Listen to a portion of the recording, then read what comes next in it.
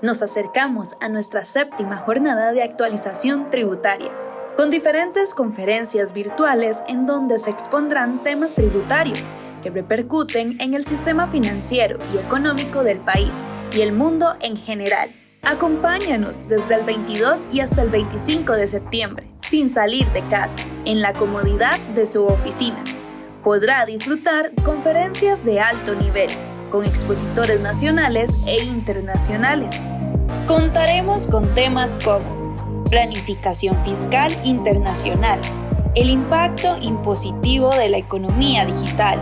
cierre fiscal, precios de transferencia y muchos más. Podrá consultar nuestra agenda en la página web y redes sociales. También podrá comunicarse con nosotros al 22 97 0045 con las extensiones de 120, 121, 123 y 128. Colegio de Contadores Públicos de Costa Rica, fomentando el conocimiento y la ética profesional.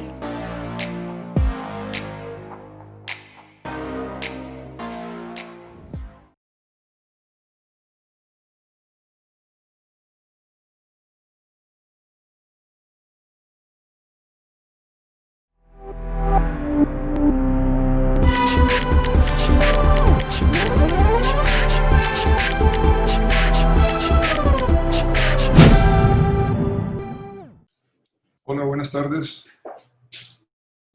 Mi nombre es Guillermo Gutiérrez. Es un gusto para mí compartir con ustedes unos minutos para conversar sobre el tema del día de hoy, que sería la factura electrónica, instrumento de control tributario. Este tema está relacionado con la temática de la séptima Jornada Internacional de Actualización Tributaria, la cual se realizará del 22 al 25 de septiembre del 2020. Toda la información y matrícula de este evento la pueden encontrar en las distintas redes sociales del colegio o en el enlace que está en la descripción de este video.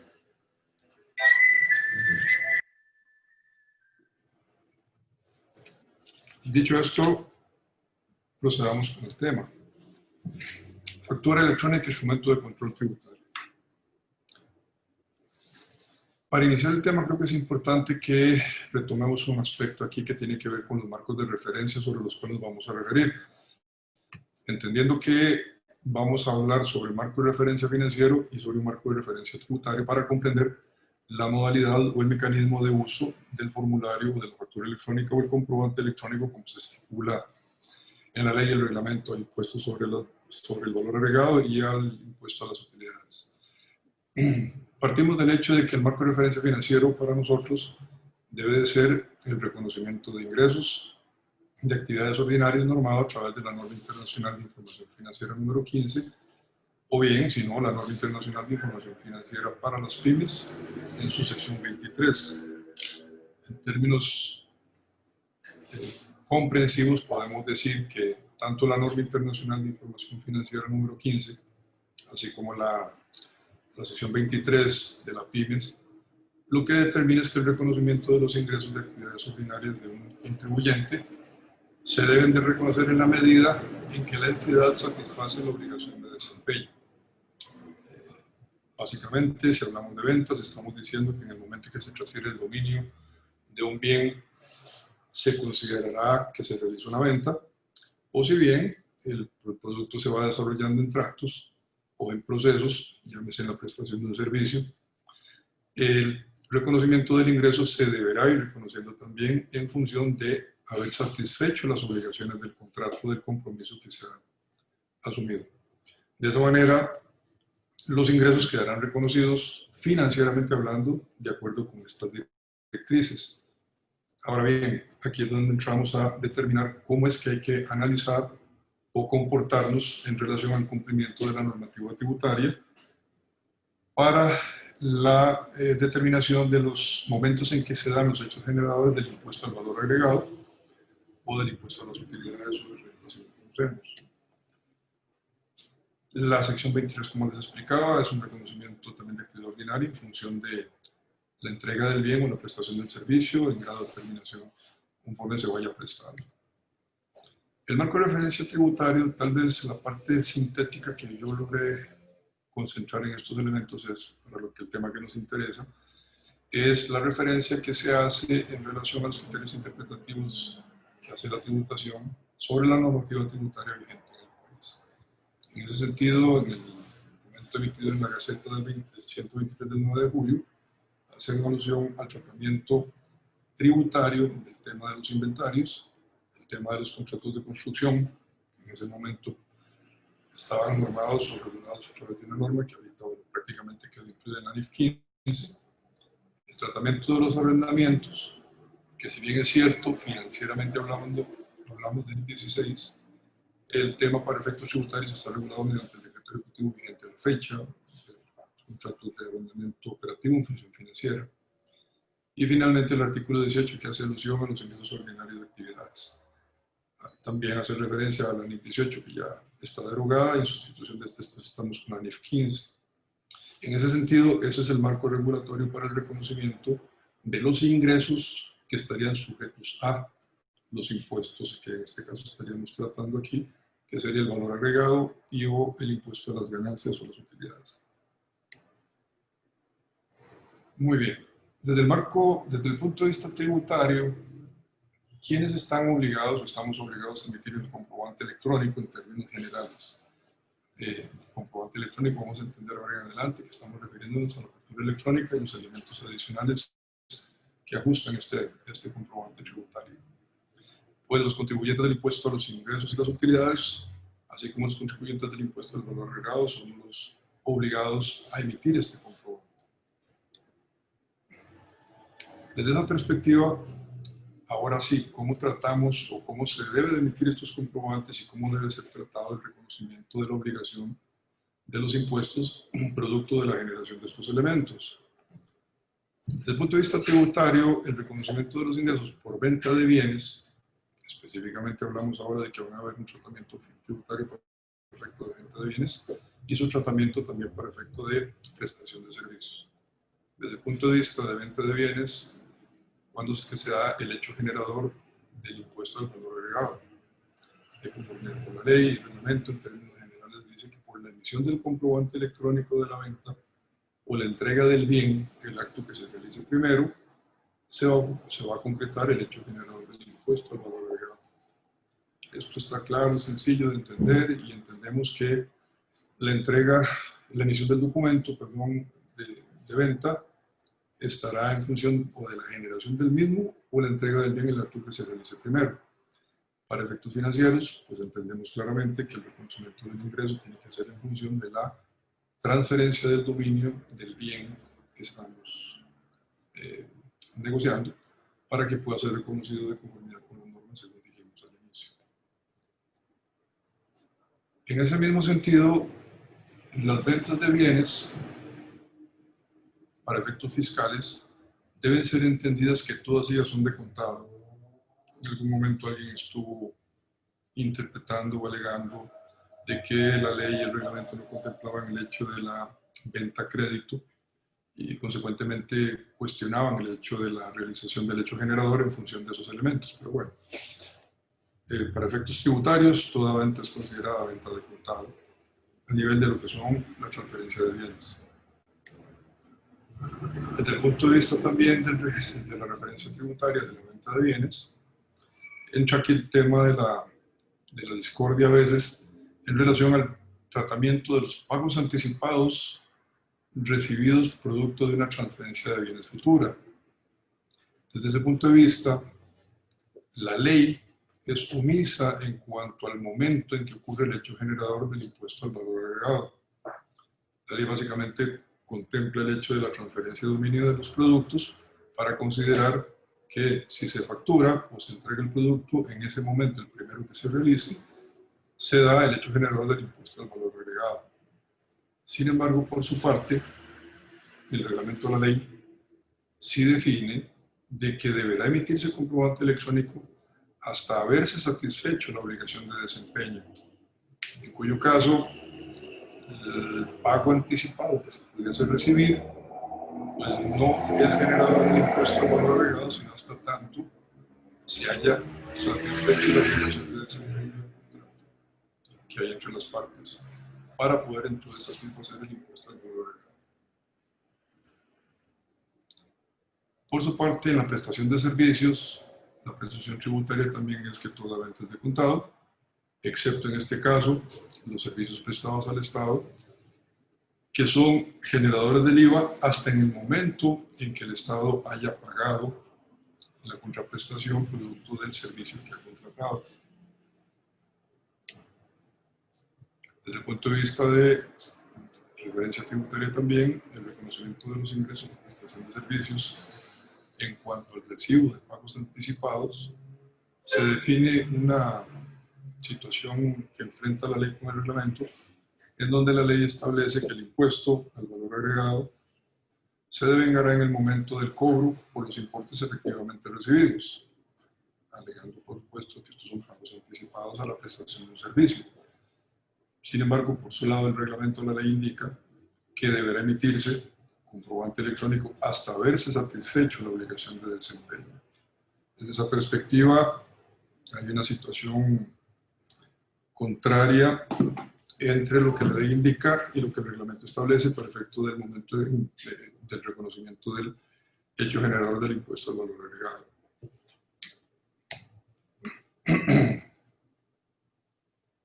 Por otra parte, tenemos lo que son las otras transacciones sujetas al impuesto al valor agregado, en donde se habla de lo que son el autoconsumo de bienes y servicios, el arrendamiento de bienes con opción de compra vinculante o no, y finalmente la parte de ventas en consignación y apartado de bienes. En términos generales, la emisión de una factura electrónica debe ser realizada en el momento en que efectivamente se realiza el autoconsumo de bienes y servicios, como ya todos conocemos, generándose la obligación tributaria del IVA correspondiente de acuerdo con este establecido. En la parte de los arrendamientos de bienes con opción de compra, vinculante o no, hablando del contrato de arrendamiento financiero,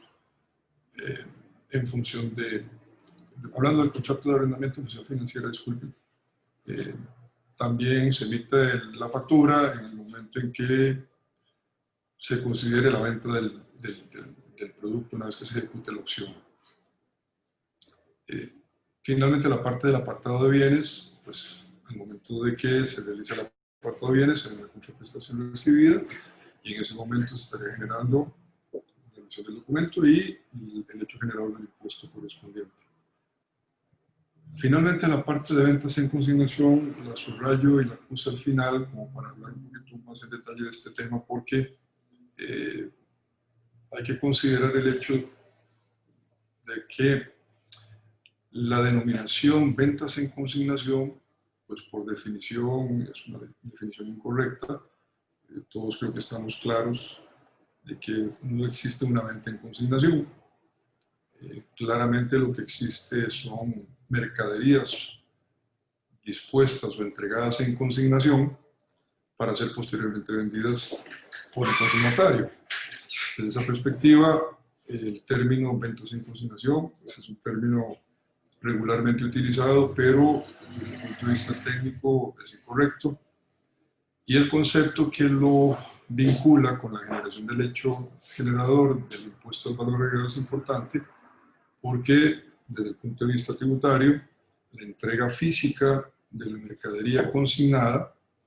generaría el impuesto al valor agregado, aun y cuando no existe ni por asomo una venta de productos en ese sentido. Al entregarse mercadería en consignación,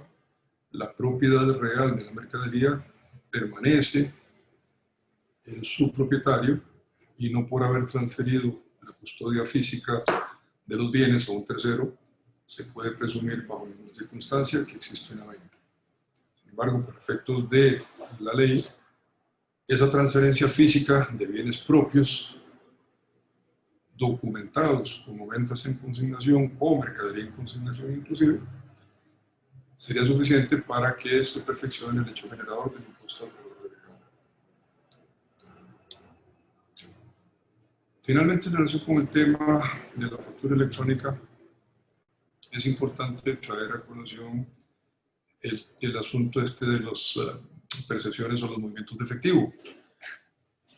La recepción y la liquidación de tipos de efectivo, como pongo ahí, para realizar desembolsos por cuenta de terceros, son operaciones normales, comunes en el comercio, principalmente con la gente que presta servicios, que producto de ellos reciben fondos de terceros para realizar desembolsos por cuenta de estos. Consecuentemente, ellos simplemente son atribuibles a los terceros. Es normal y hemos visto que en el mercado quienes perciben el efectivo simplemente no es suficiente con emitir un recibo, sino que los pagadores normalmente exigen la emisión de un comprobante electrónico como documento soporte para el desembolso que van a realizar. Esta situación lo que hace es conllevar a una situación complicada para los perceptores del dinero, puesto que la emisión de la factura electrónica está presumiendo ya por sí misma la realización de una operación de tipo gravable para efecto del IVA, consecuentemente importante para el manejo de los flujos de efectivo de las partes. Claramente, las transacciones que originen movimientos de flujos de efectivo entre partes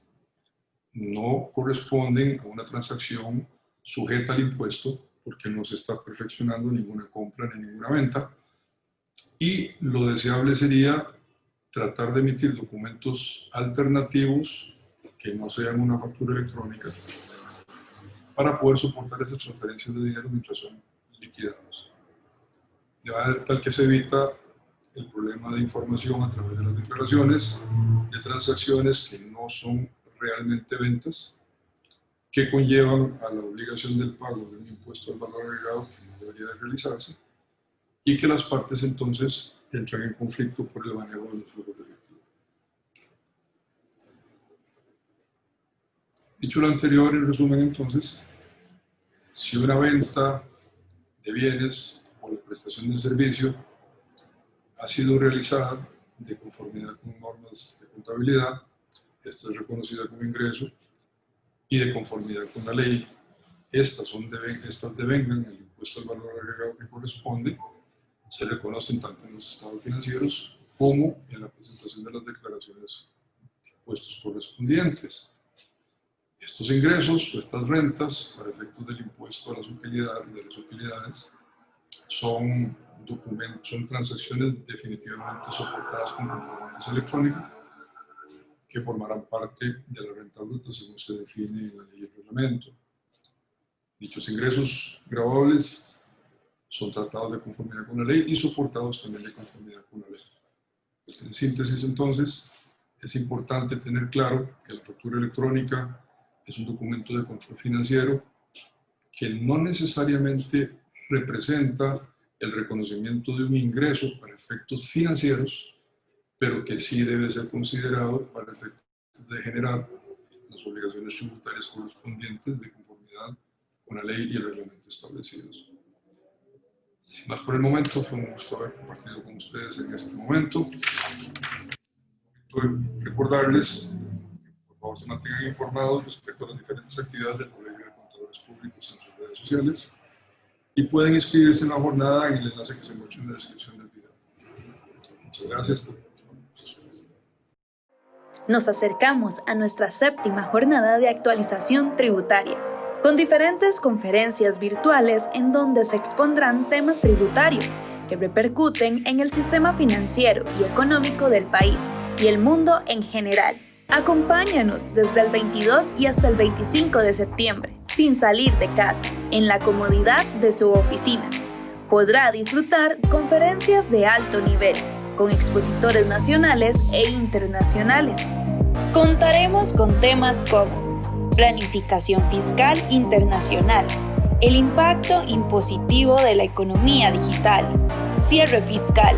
precios de transferencia y muchos más. Podrá consultar nuestra agenda en la página web y redes sociales. También podrá comunicarse con nosotros al 22 97 0045 con las extensiones de 120, 121, 123 y 128. Colegio de Contadores Públicos de Costa Rica, fomentando el conocimiento y la ética profesional.